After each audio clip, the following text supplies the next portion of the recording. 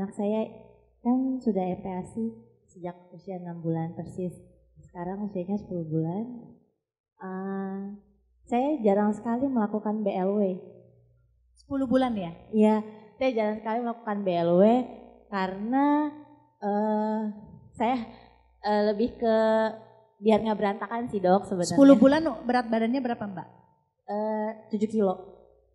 Jadi selama ini masih responsif spoon feeding gitu. Dan gampang nggak spoon feedingnya sekarang? Nggak susah sih dok. Gampang ya? Gampang, cuman kadang kalau dia mulai ngajak bercanda ngelak gitu, gitu. Tinggal saya aja pinter-pinternya kita ngakalin supaya makannya habis. Sampai 10 bulan ini anak saya belum punya gigi, cuman udah sering ileran, sering merah-merah gusinya, tapi nggak bengkak-bengkak dok. Nah pertanyaan saya, gimana sih cara yang efektif untuk memulai BLW? Saya udah pernah coba beberapa kali, yang ada cuman diremes-remes aja, tapi dia nggak mau makan. Gitu. Kalaupun saya nyuapin, yang jatuh pun kan kadang saya suka tadahin piring lagi ya dok ya. Saya kasih ke dia nggak mau. Jadi seolah-olah dia tuh kayak jijik sama makanan yang di bawah. Itu aja sih pertanyaannya untuk ke Dokter Rosmini. Saya suka banget baca ya dok. Dan saya berharap anak saya juga suka baca nantinya. Pada akhirnya saya sering dari anak saya umur 3 bulan, saya udah ngenalin buku. Sebenarnya sih nggak sengaja, karena saya baca buku terus dia udah mulai ngambil-ngambil gitu, terus dia jadi kadang-kadang heboh sendiri sambil babbling gitu.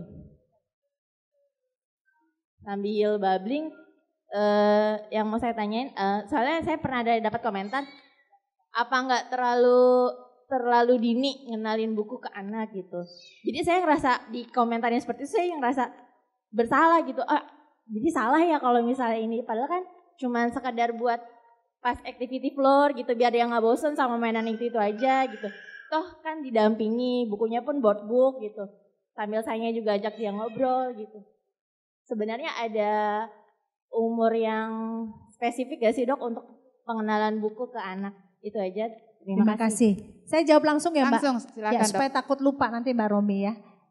Saya di sesi ini juga baby led weaning atau BLW itu sebetulnya bagus untuk perkembangan. Tapi saya sendiri melihat kalau bayi ASI eksklusif itu sebetulnya kita agak sulit kalau mulai dengan BLW, baby led weaning. Tetapi baby led weaning atau finger food sebetulnya itu mirip konsepnya. Jadi anak dilatih untuk mengambil dan makan sendiri. Seperti tadi kita dengar penjelasannya Mbak Romi, juga saya tadi, bahwa anak itu belajar dari melihat sebetulnya. Ya, kemudian sebetulnya anak itu senang sekali mencoba sebetulnya ya. Tetapi kalau saat dia mau mencoba kita cut, jadi hilang jadi keinginannya. Ya, jadi biasanya 6 bulan kita mulai dengan spoon feeding. Ya, kemudian kalau dia tidak pernah melihat orang tuanya makan, tidak pernah, jadi makan itu kayak sendirian gitu. Jadi pasti dia nggak pernah melihat. Ya, sehingga fase kritisnya hilang. Fase kritis itu biasanya untuk makan itu sekitar 6 sampai 9 bulan. Jadi kalau sekarang 10 bulan masih diremes-remes, masih itu. Jadi sebetulnya mungkin dia fase kritis di awal itu hilang. Jadi tetap aja supaya bisa bagaimana? Kalau ibu bapaknya makan ya ajak makan. Coba deh pasti ngerebut, minimal sendok ibu atau diacak-acak. Sebetulnya itu adalah tahap awal dari keinginan anak. Cuman kadang-kadang kita tidak sensitif untuk merespons itu. Ya, jadi kalau ngajarin BLW atau finger food jangan sendirian Bu. Anaknya diajak makan bersama-sama. Salah satu fungsi makan adalah berinteraksi. Jadi anaknya tuh ada di tengah-tengah orang makan, yaitu bapak ibunya. Dan melihat sesuatu yang memang dia kelak akan lakukan. Ya kalau makan anak itu kan sebenarnya stepnya tadinya makan dipegang, ya itu sekitar 6 sampai 8 bulan. Habis itu dia pakai sendok, itu sekitar 12 bulan. Ya kalau sekarang dia belum bisa, ya dia mulai aja dari tahap 6 bulan itu. Ya jadi bersama-sama aja biasanya akan baik. Kemudian baby led weaning, sebetulnya kalau mulai dari awal dengan baby led weaning, saya seringkali didatangi orang tua yang menyusui. Baby led weaning sebetulnya konsepnya seperti on demand. Waktu menyusui dia suka-suka dia. Tetapi sayangnya kalau mulainya dari menyusui, seringkali problemnya di usia-usia 10 bulan, di mana kebutuhannya dia naik, tetapi kemampuan anak untuk menghabiskan itu sedikit. Sehingga saya selalu memesankan, bukan nggak boleh baby led weaning. Kalau ini pertanyaannya tadi, bagaimana cara memulai baby led weaning? Ya dengan cara dia bersama-sama dengan orang tuanya makan, karena itu pasti biasanya sangat membahagiakan anak. Kalau dia masih diremes-remes, masih lempar-lempar, berarti dia belum tahu. Karena ini sebetulnya visual oral ya, jadi dari melihat, memegang, mengarahkan. Ini satu kemampuan yang bisa kita latih dengan kalau anaknya minat. Kalau minatnya nggak ada, dia nggak akan berlatih. Jadi sekarang nyobanya ya bersama-sama kita makannya. Biasanya dia mulainya dari ngerebut-ngerebut sendok kita atau makanan kita. Itu adalah fase awal. Ya, mudah-mudahan membantu. Silakan Mbak Romi. Ibu siapa sih Bu? Ibunya siapa? Vivi. Oke. Biasanya kalau nggak pakai nyebut nggak enak Bu. Nah, buku kan ibu memperkenalkan anaknya umur 7 bulan ya. 3 bulan. Kan nggak ayo baca deh, baca enggak gitu kan. Ibu kan baca kan, nggak apa-apa, jangan takut. Bahkan kalau mau menumbuhkan minat membaca anak, biasanya kita baca buku terus kita nggak selesaikan sampai belakang. Terus kita bilang, nanti, tapi itu kalau udah lebih gede ya Bu ya, nanti kita bilang sama dia, Dek nanti kalau adek mau tahu akhirnya kayak apa, adek nanti baca sendiri ya. Dulu waktu anak saya kecil, saya selalu kasih baca buku, terus saya baca, terus waktu dia belum bisa baca ya, terus saya bilang, saya taruh di depan tempat tidurnya, rak ini nanti boleh diteruskan sama Laras sendiri. Terus sampai satu titik sampai waktu usia 4 tahun, tapi ini bukan berarti ya baca harus usia 4 tahun. Dia nyari caranya gimana bisa baca. Pertama yang dia lihat adalah kalau pagi ngambil di depan koran yang depannya K. Enggak boleh nyebut kan?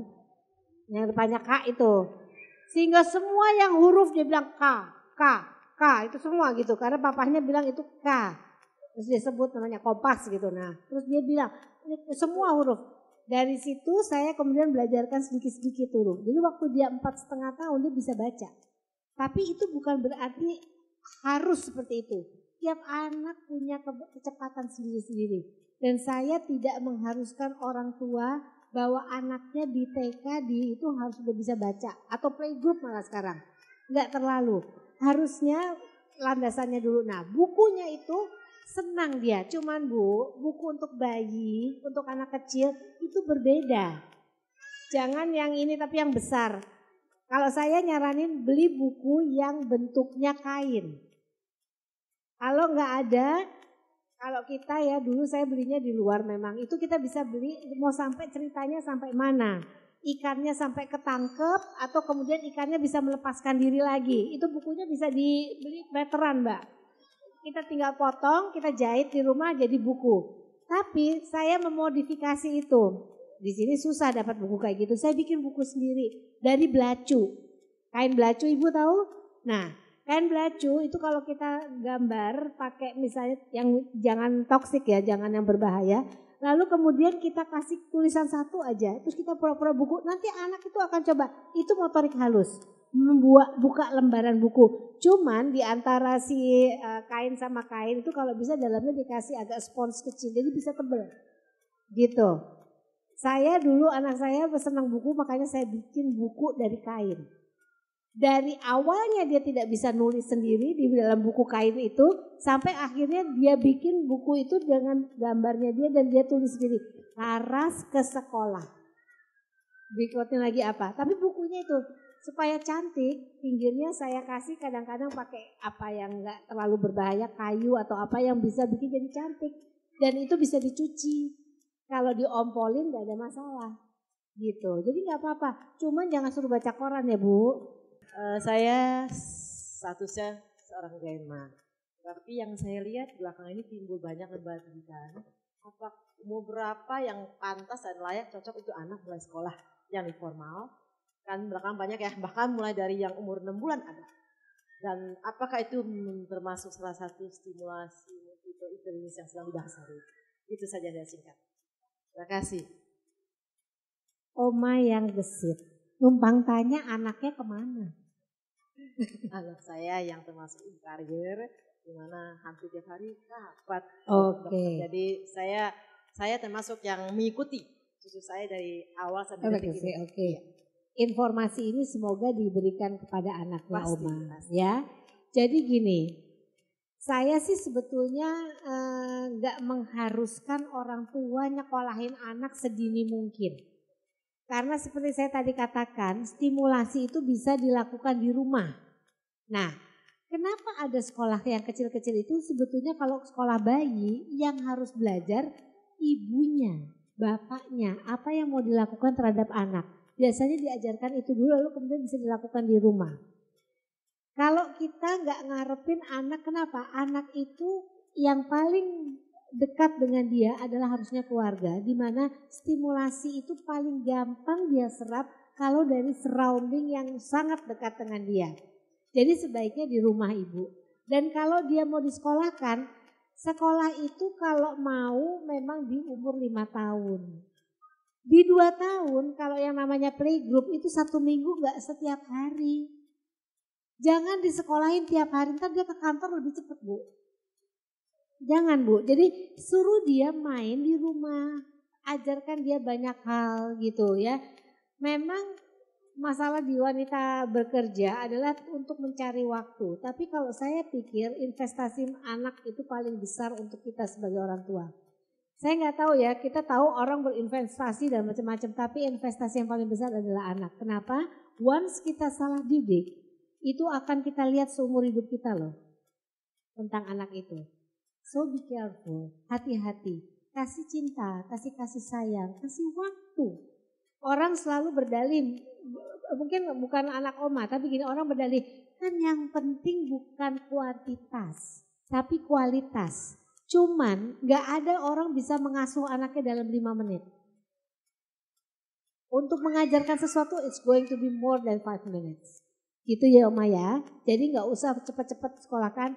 Kalau mau 2 tahun tuh paling playgroup atau apa sekolah apa yang main-main seminggu 2 kali. Lalu kalau sekolah TK-nya tuh di 5 tahun. Ya.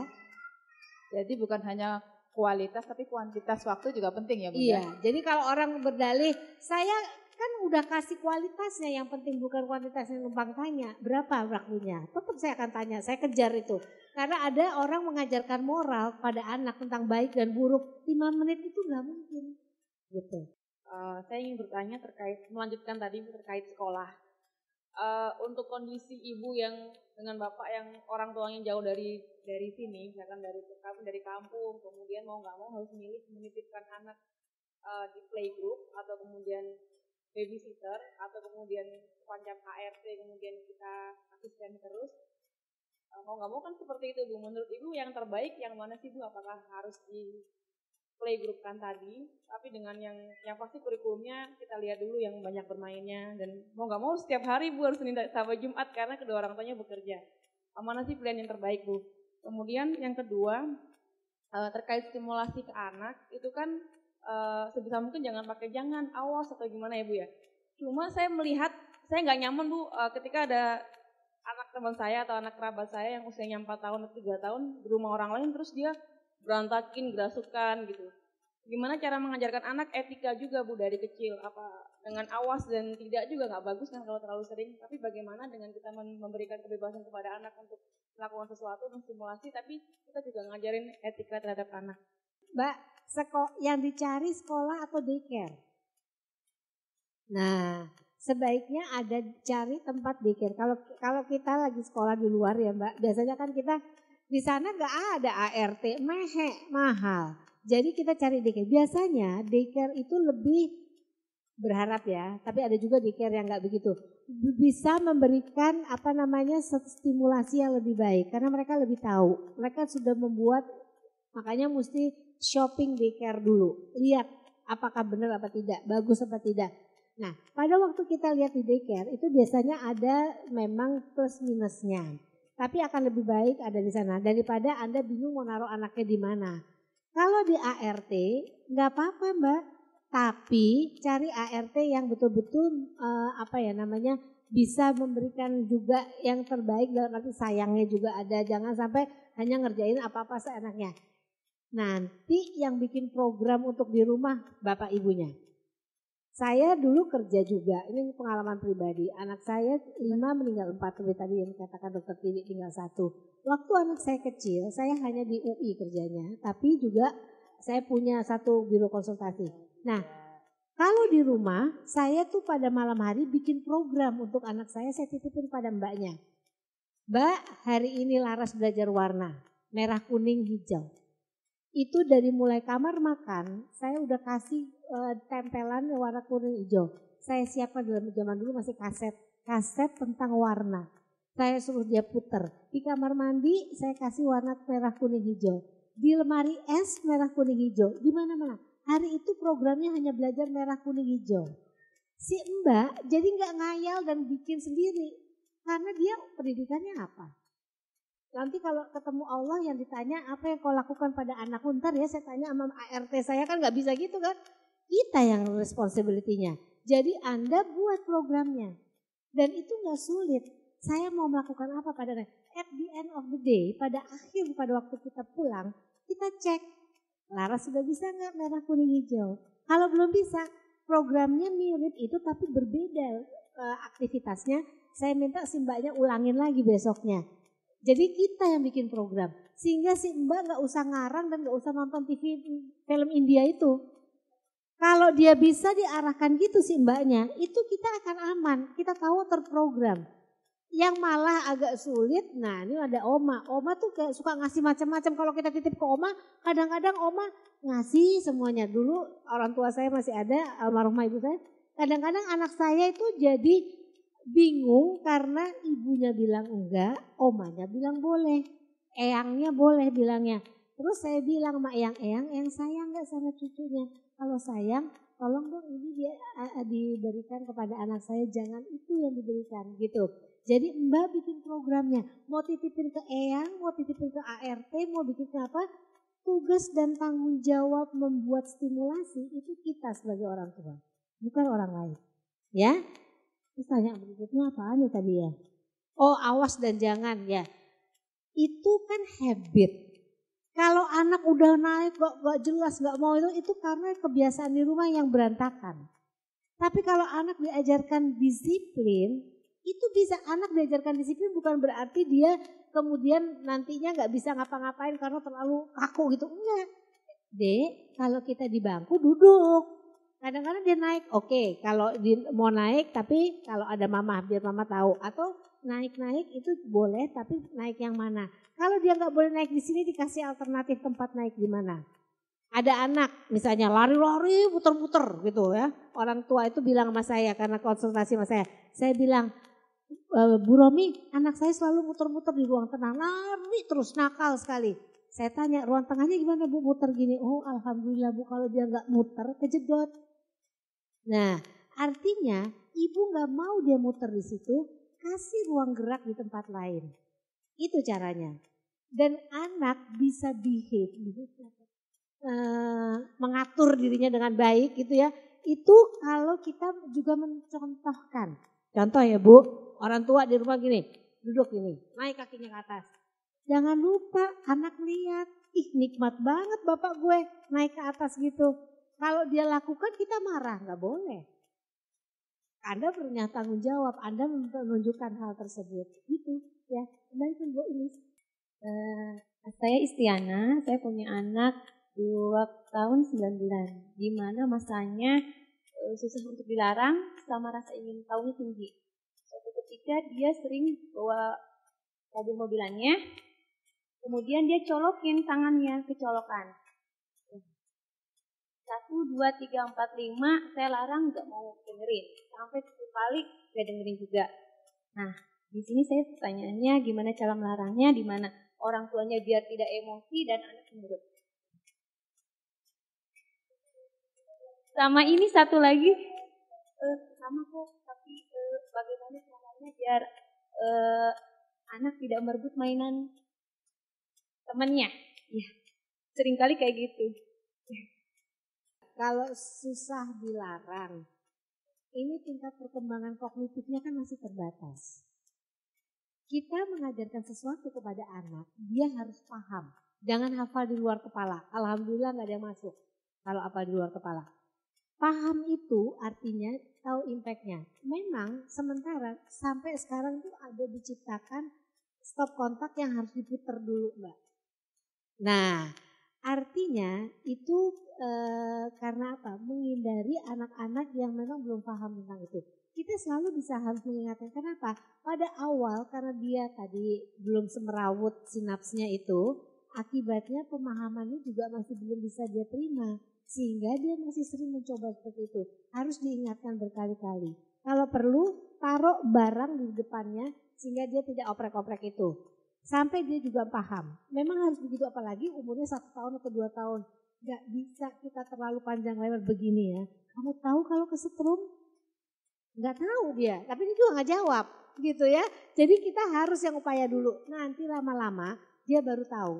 Nah kenapa? Tanpa teriakan Bu, adek gitu ya. Nah itu Bu ya, ibu kalau lagi teriak ngaca, jelek. Setiap teriak 5 detik hilang usia ibu. Jadi jangan teriak Bu. Gitu Bu ya, nanti anaknya bilang, ih ibu kayak serigala ya. Gak main. Nah jadi itu ditutup dulu dan gak usah marah emosi karena dia gak ngerti. Ini cara kita mengempati. Yang tadi saya bilang, harusnya kiblatnya anak. Kita tahu posisi dia pada saat itu seperti yang gak mampu memahaminya. Sehingga kita yang harus mengulang-ulang beberapa kali.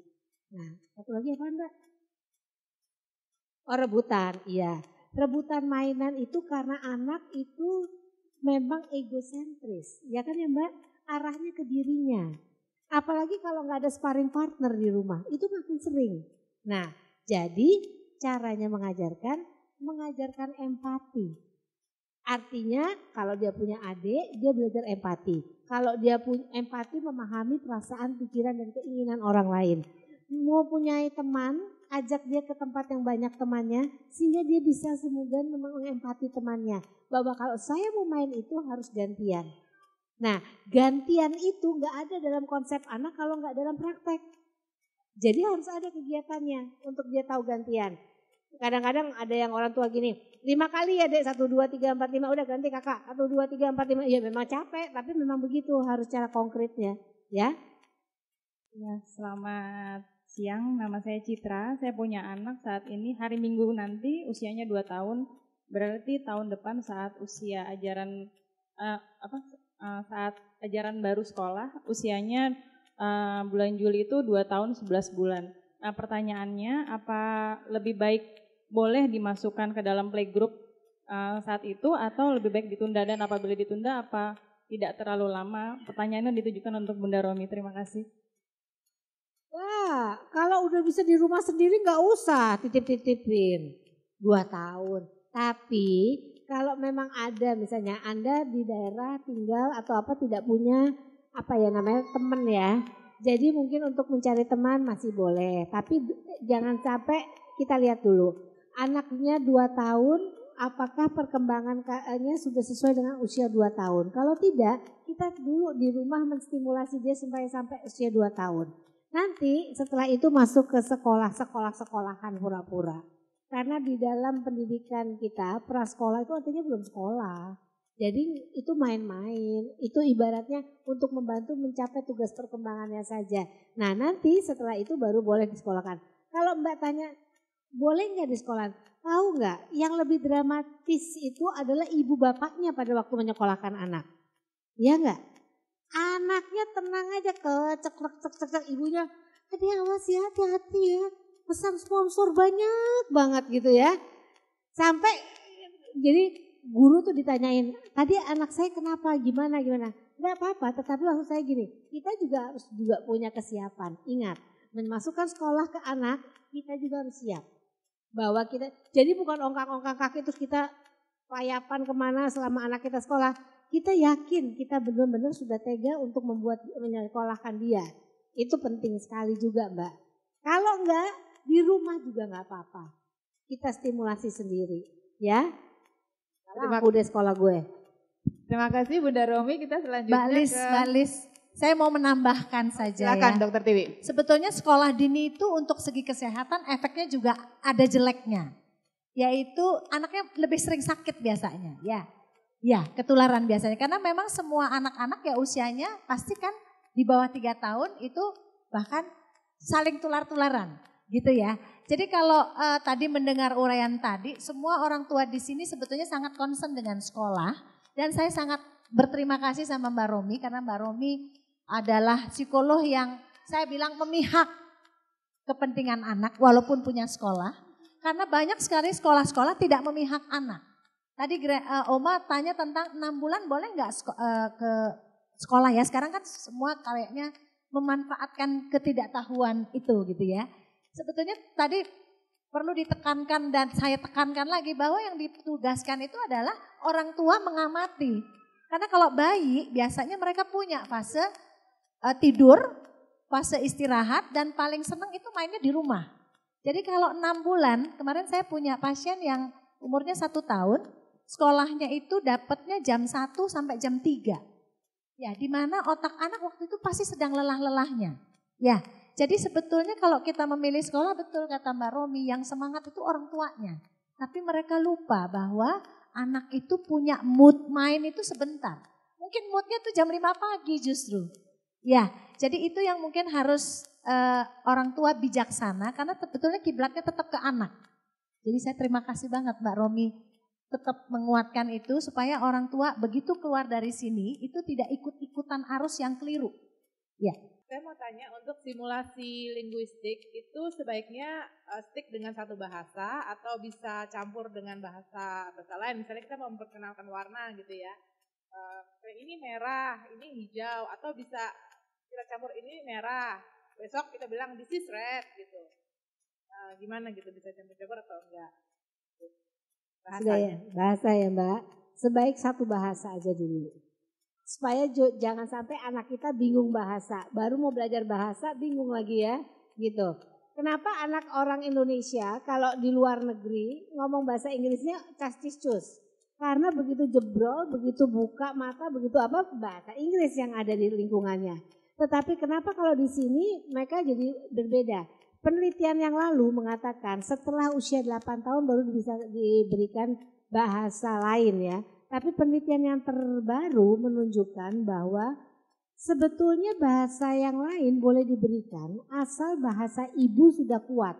Kenapa? Bahasa yang dia jadikan fondasi untuk dia biasanya di hidup sehari-hari itu seperti apa itu bisa dipakai gitu.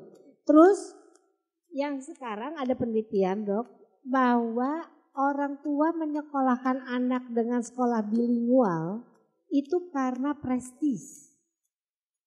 Saya nanya kalau orang mau sekolah bilingual, numpang tanya mau dipakai enggak bahasanya? Dia bilang enggak, tapi biar dia pintar daripada bapak dan ibunya. Bapak ibunya enggak pakai bahasa itu. Ini bahasa kalau enggak di setiap hari dipakai punah. Enggak akan bertanggung. Coba deh, kita pintar bahasa Inggris, tapi kemudian kita lama enggak pakai. Alhamdulillah kaku. Gitu. Jadi yang mesti dilakukan apa? Pasti harus dipakai. Saya tanya mau dipakai dibawa ke luar negeri anak ini sampai harus pakai bahasa asing? Enggak. Jadi untuk apa? Ya untuk kelihatan bisa aja. Nah kan aneh kan? Ini jadi kita lihat kalau memang dia biasa orang tuanya ada yang bahasa asing karena datang dari luar negeri, misalnya dari orang asing, ya mungkin aja dengan bapaknya akan bahasa itu asal setiap itu sama. Jangan berganti-ganti gitu ya. Jadi bikin bingung gitu. Gitu Mbak, Bu. Siang dok, saya Mutia. Saya cuma mau nanya, sejak kapan anak memiliki mekanisme pertahanan diri? Dan apakah itu memang harus distimulasi? Bagaimana cara menstimulasinya? Terima kasih.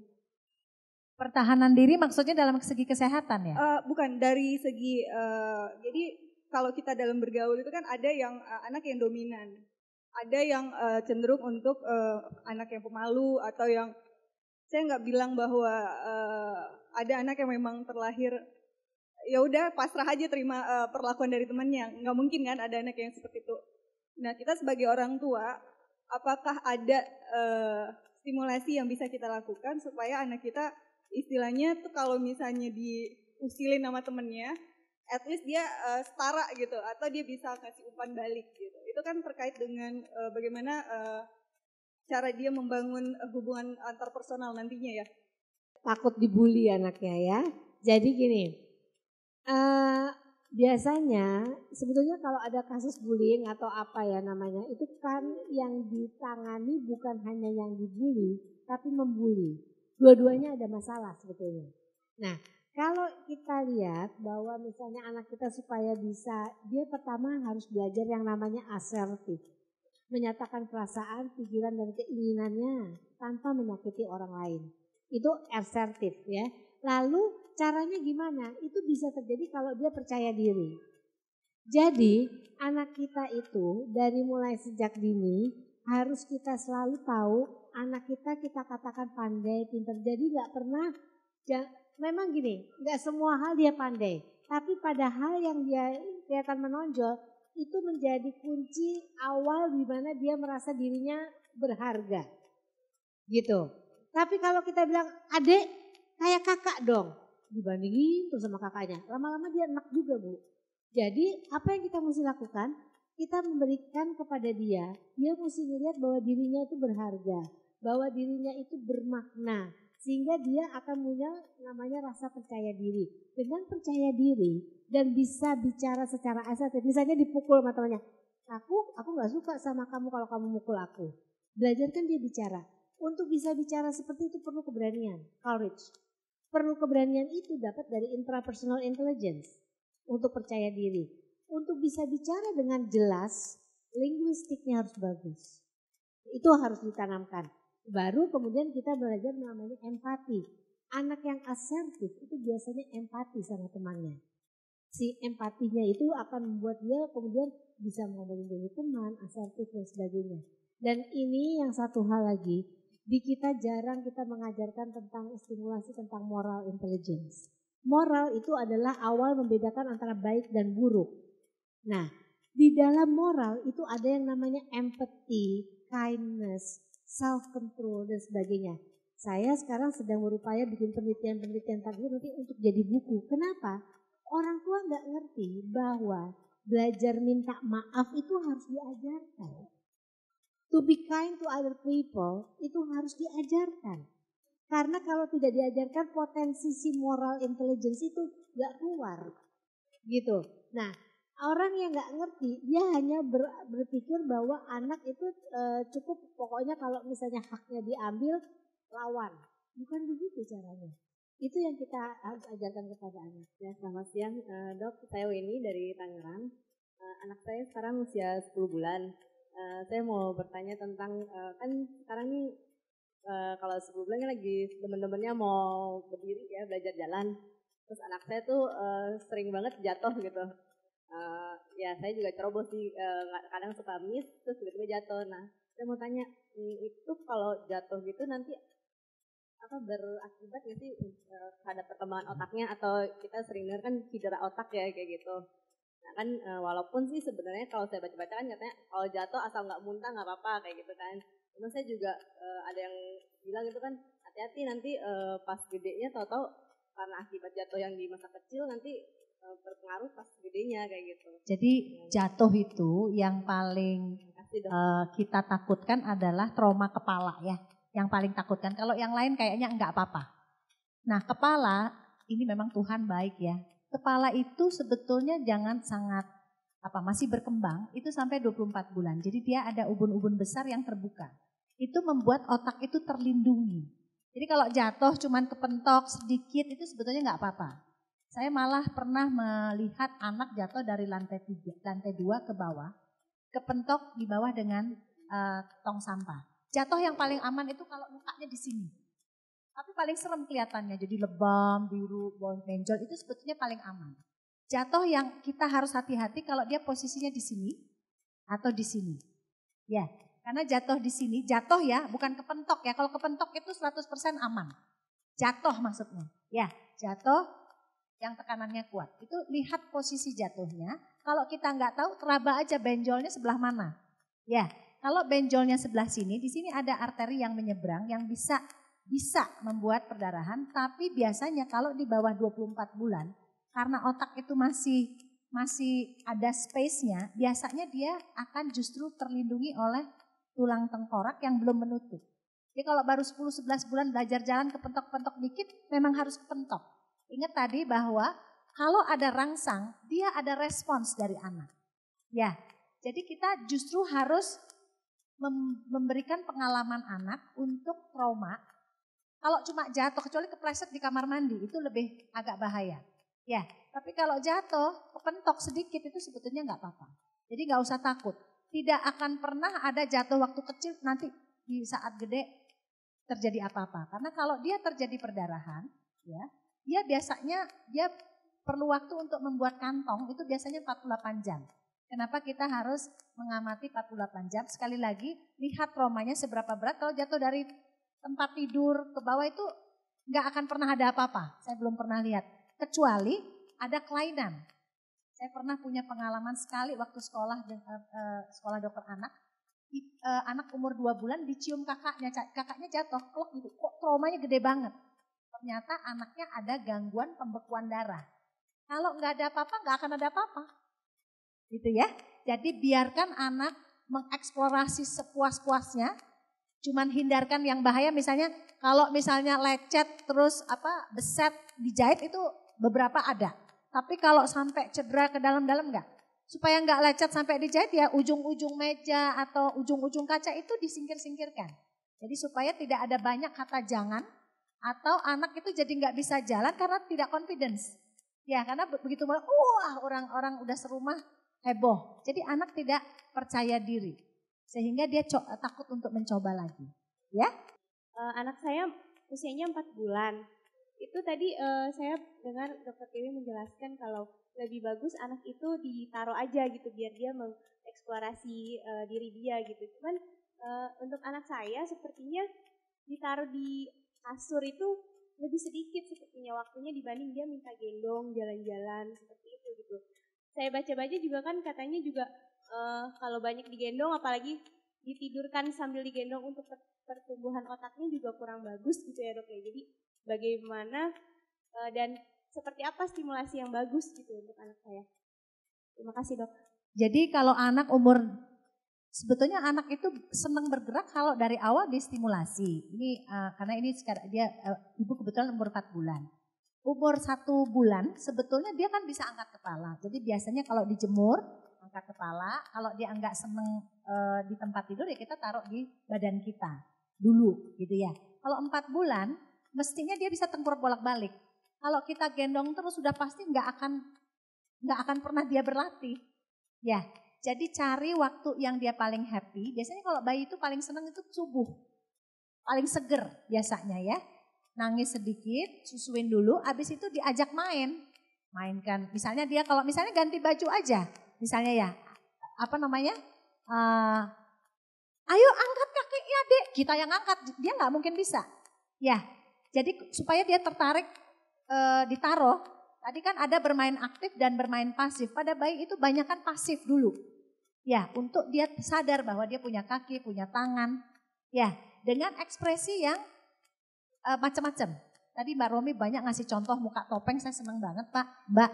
Karena anak-anak yang telat ngomong, saya lihat tuh muka bapak ibunya tuh lempeng. Ya, lempeng gitu ya. Jadi datar gitu. Padahal anak itu bisa menangkap tuh kalau kita ekspresif sama ininya naik turun. Coba Mbak ajak main anaknya, tapi mukanya jangan lempeng, ekspresif. Ya, ekspresif naik turun. Dia pasti akan terpesona dengan muka ibunya. Ya, kemudian belum sampai nangis kita lagi ubah lagi dengan sesuatu. Pasti dia seneng. Tapi cari moodnya. Jangan lagi ngantuk, lagi capek, bayinya dimainkan. Tapi biasanya cari mood-moodnya ya. Habis mandi, biasanya ya waktu mandi, waktu udah baru bangun. Itu waktu-waktu emasnya bayi. Sehingga dia happy untuk bereksplorasi dengan ibunya, dibantu ibunya. Kalau misalnya dia belum bisa ya kita yang menggerakkan. Nanti pengalaman itu ditangkap oleh otak sehingga dia akan mau menambah lagi atau melanjutkan gerakan yang separuh kita kasih. Gitu ya, makasih. Udah Romi ada tambahan? Gak ada. Sebetulnya cuman ya itu udah Ibu Dokter Tiwi sekalian, Ibu psikolog. Betul udah kata-katanya betul. Jadi jangan, pokoknya bayi akan senang di kasur atau di tempat tidur kalau kitanya akan mendampingi. Jangan ngarepin bayi diem aja terus dia suruh ngapain ngoceh sendiri gitu. Pas waktu dia ngoceh pun kita tanggepin Bu. Itu pasti jadi luar biasa. Gitu ya Bu ya? Ini anak saya udah umur 16 bulan sekarang. Tapi dia masih belum bisa, belum mau jalan. Padahal udah sering dikasih stimulasi. Itu beratnya berapa, Mbak? Sekarang udah mau 9. 9 kilo? Ya. 16 bulan 9 kilo. Lahirnya berapa kilo? Lahirnya 2,8. 2,8. Ya. Terus jadinya padahal sudah sering diberi stimulasi gitu. Sama mertua, sama orang tua. Terus dikasih makan katanya. Terus ada dibilang jangan kasih yang manis-manis katanya. Jadinya saya juga bingung sebenarnya. Soalnya tiap kali diajak buat jalan, dia nggak mau gitu. Jadi saya nanya gimana caranya memberi stimulasi yang tepat gitu. Saya kan udah mau 17 gitu, takutnya apakah mungkin emang terlambat atau bagaimana? Terima kasih. Ya, kalau tadi kenapa saya tanya berat badan ya, karena berat badan itu nanti berelasi dengan otot ya. Jadi kalau sebetulnya kalau 2,8 1 tahun itu sekitar 9 kilo. Jadi kalau 16 bulan 9 kilo berarti ototnya harus ditambah volumenya. Tetapi gerak itu biasanya memang kuncinya latihan. Yang sering saya lihat adalah kesempatan untuk berlatihnya kurang. Kenapa? Karena dari awal gendong satu, gendong semua digendong gitu. Sehingga dia nggak bisa bergerak. Saya pernah punya pasien umur 24 bulan, anak pertama, cucu pertama, anak tunggal, itu 24 bulan nggak bisa jalan. Datang ke kita semua fungsi bagus, cuman satu yang kita saranin jangan digendong, ya udah, iya kan, berlatih ya. Nah stepnya, jadi jalan itu sebetulnya tidak boleh, tidak bisa 18 bulan. Ya, caranya pertama dengan merambat, jadi merambat bisa, bisa. Kalau dorong-dorong bisa, bisa. Kalau ditatah dengan satu tangan bisa.